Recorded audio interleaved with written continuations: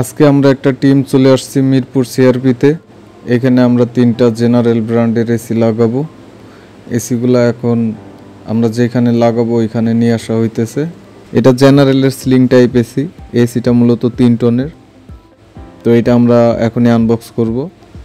এসিগুলো বিশেষ করে অফিস বা কর্পোরেট এরিয়াগুলোতে লাগানো হয়। এছাড়াও যাদের বাসার ডাইনিং স্পেস অনেক বড়, 2 টনের ওভার এসি প্রয়োজন মনে করছেন, তারা ওই এসি লাগাইতে পারেন। তবে জেনারেল এসি কেনার ক্ষেত্রে আপনাকে অবশ্যই অথরাইজ কোনো শোরুম থেকে কিনতে হবে। জেনারেল এসির চাহিদা অনেক থাকায় অনেকেই চাইনিজ এসির গায়ে জেনারেল এসির স্টিকার ব্যবহার করে বিক্রি করছে। তো সেক্ষেত্রে আপনাকে সাবধানতা অবলম্বন করতে হবে। এখন আমরা আউটডোর ইউনিটটা আনবক্সিং করতেছি। জেনারেল এসিগুলোর আউটডোর ইউনিটগুলো অন্যান্য এসির তুলনায় অনেক ভারী এবং হেভি হয়। জেনারেল এসির কম্প্রেসারগুলোও খুব হেভি মানের হয়ে থাকে। জেনারেল এসির আউটডোরগুলো অন্যান্য এসির থেকে আকারে তুলনামূলক একটু বড় হয়। আবার জেনারেল এসির পিছনের দিকে থিন যাতে বেঁকে না যায় এই জন্য সেফটি হিসেবে লোহার একটা বর্ডার দেওয়া থাকে। অন্যান্য এসিগুলোতে প্লাস্টিকের বর্ডার দেওয়া থাকে। তো এখন আমরা ইনডোর ইউনিটটা ইনস্টল করব। ইনডোর লাগানোর জন্য যে ফ্রেমটা রয়েছে আমাদের, এই ফ্রেমটা আমাদের একটু মডিফাই করতে হবে, যার কারণে গ্রাইন্ডিং চালানো লাগতেছে। আমরা এখন ফ্রেমটা রেডি করে নিচ্ছি। কিছুক্ষণের মধ্যেই আমরা ইনডোর ইউনিটটা ইনস্টল করে ফেলব। তো ফ্রেমটা লাগানোর জন্য এখন আমাদের ড্রিল করে নিতে হবে রয়্যাল বোল্ট লাগানোর জন্য।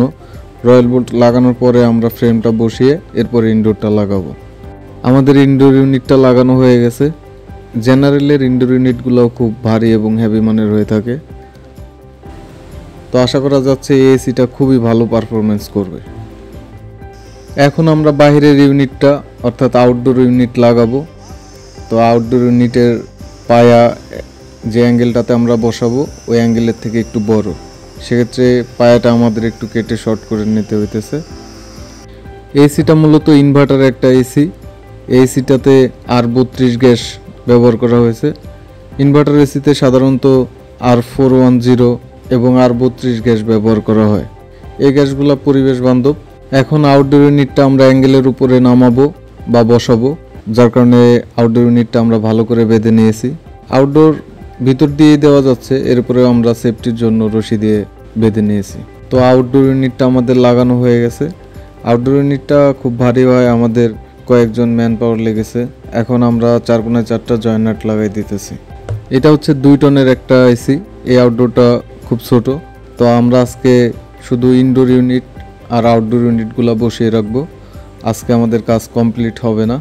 আজকে শুধু আমরা ইনডোর এবং আউটডোরগুলো ফিটিং করে দেব। অন্যদিন আবার আমরা পাইপ কানেকশন করব। এই কাজটা শেষ করতে আমাদের 2 দিন লাগবে, একদিনে হবে না, কারণ আজকে আমরা আসছি অনেক লেট করে। আর তাছাড়াও এখানে 3টা এসিতে 200 ফিটের উপরে পাইপ টানতে হবে। আপাতত আমরা কিছু পাইপ ঝালাই করে রেখে যাইতেছি, পরের দিন এসে আমরা পুরোটা কমপ্লিট করে ফেলব।